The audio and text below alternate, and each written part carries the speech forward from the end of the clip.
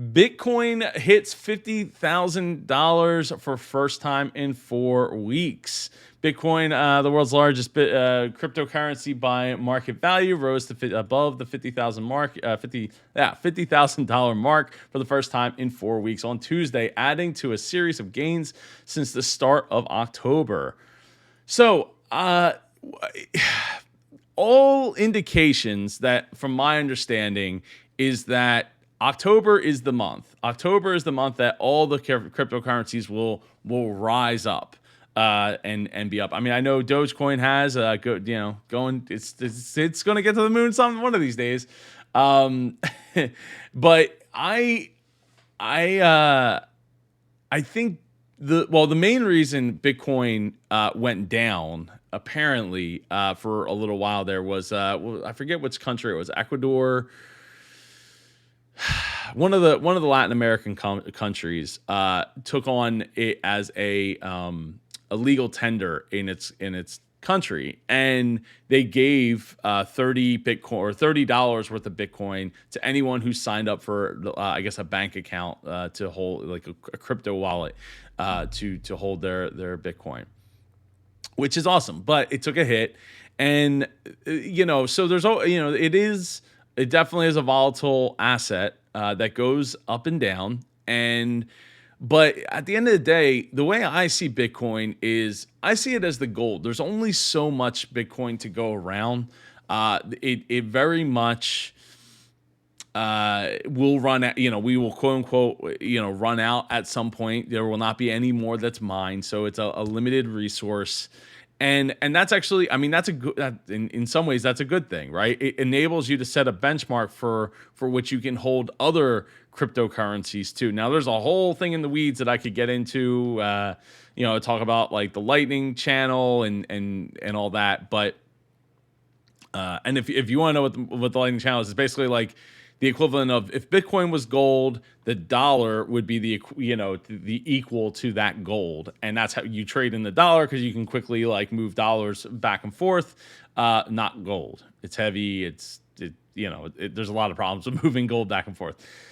So I think long term, Bitcoin is still a great potential investment. I'm very much investing and even doing some mining myself, and I think it's still early days. I think it's going to be a while before it gets to a point. I mean, just one transaction takes 10 minutes on Bitcoin, which like a lot of people don't necessarily like to talk about, but that's going to hold up the grocery store line, which is why they need something like a Lightning Lane where it gives you that opportunity to like move money, move Bitcoin between two accounts a lot quicker, and then close that account and then do the transaction in the day, like in a day or so afterwards. Yeah, so there's a lot going on there. Congratulations, Bitcoin. You probably will go back down before you know it, and then back up again. It is a bit of a roller coaster ride, but ultimately, I think it will continue to rise over the years. I don't see it going away. And I'd love to do a video talking more about my thoughts on the cryptocurrency and why I think it's important. So stay tuned for that. Maybe I'll do another entrepreneurs video on that in the future. Tesla must pay $137 million to ex-worker over hostile work environment, racism. A San Francisco federal court decided Monday that Tesla must pay a former worker, Owen Diaz, about $137 million after he endured a hostile work environment and racist abuse working there as an elevator operator. According to his attorneys, the case was only able to move forward because Diaz had not signed one of Tesla's mandatory arbitration agreements, which the company uses to force employees to resolve disputes without a public trial.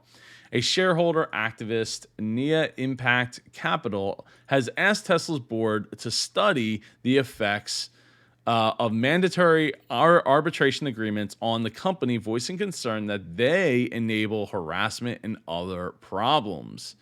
Yeah, they do. I have a lot of strong feelings about like anti-competitive anti competition clauses in work contracts, especially for like fast food workers, where it's like they can't take trade secrets and bring it to like from McDonald's to Burger King or something like that.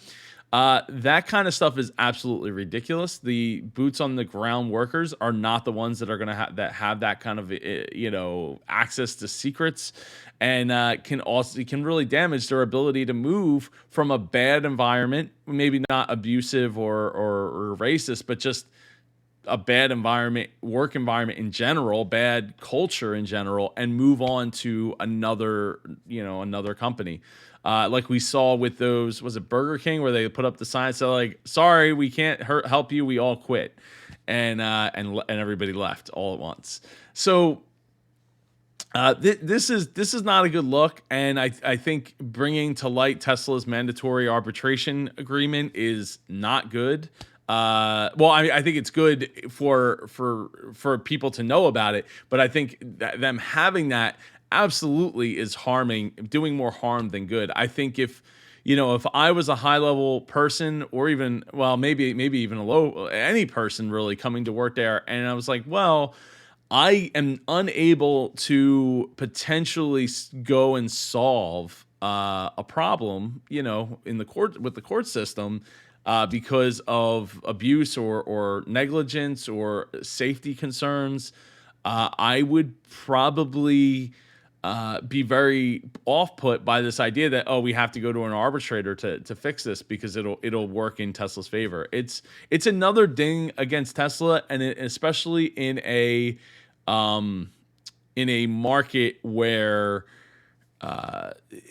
in a situation where everybody apparently wants them to go with union labor, and they are not. So I very much want to see Tesla do better, especially if Elon's not is very dead set against using union work, then he absolutely needs to reevaluate their situation. I'm really curious as to reading more about this situation here, though, because, oh wow, yeah, this is yeah, okay. So it was pretty bad. Scrolling through the article, basically, Diaz, a former contract worker who was hired in Elon Musk's electric vehicle company through a staffing agency in 2015, faced a hostile work environment in which he told the court colleagues used epitaphs to denigrate him, and other black workers told him to go back to Africa, and that was in quotes, and left racist graffiti in the restrooms and a racist drawing in his workplace. That is absolutely horrible, horrific. That's terrible. So yeah,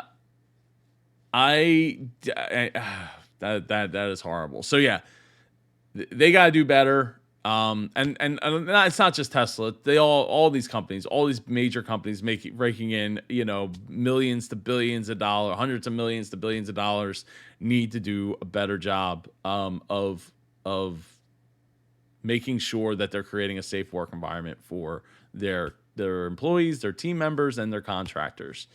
That is absolutely heartbreaking.